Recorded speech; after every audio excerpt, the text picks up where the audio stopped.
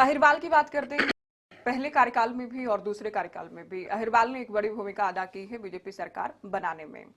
इस बार गुरुग्राम में जिस तरह की टक्कर, कड़ी टक्कर राव इंद्रजीत को मिली है, तो लगता है कि उसका सीधा इम्पैक्ट विधानसभा चुनाव पर भी होगा। राही मुश्किल होंगे।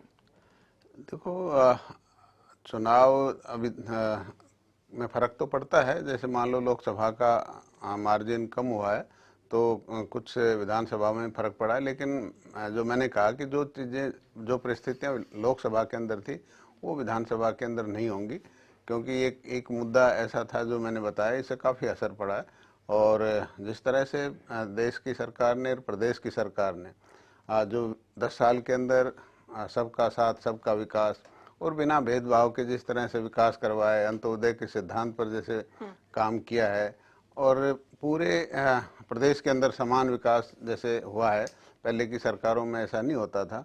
तो इसका लाभ हमें आने वाले विधानसभा चुनाव में मिलेगा, क्योंकि देश की भारतीय जनता पार्टी की, चाहे देश की सरकार हो चाहे प्रदेश की सरकार हो, एक व्यवस्था परिवर्तन का काम दोनों सरकारों ने किया है। और उस व्यवस्था परिवर्तन के अंदर जो ऑनलाइन सर्विसेज की वजह से घर बैठे उनको सुविधाएं मिल रही हैं, भ्रष्टाचार कम हुआ है, और योग्यता के आधार पर जो नौकरियां दी उसका लाभ आम जनता को मिला है। आप ये उपलब्धियां बता रहे हैं, करप्शन कम हुआ है, योग्यता के आधार पर नौकरियां मिली हैं, व्यवस्था परिवर्तन हुआ है। लेकिन लोकसभा चुनाव के ठीक बाद, अब से कुछ दिन पहले ही कांग्रेस ने 0 नंबर सरकार को दिया है। चार्जशीट जारी की गई है बीजेपी सरकार के खिलाफ। 15 सवाल पूछे गए हैं, जिसमें करप्शन को लेकर बात हुई, महंगाई को लेकर बात हुई है, ओबीसी एससी को लेकर बात हुई है, किसानों को लेकर, क्राइम को लेकर सरकार को आड़े हाथ लिया गया है।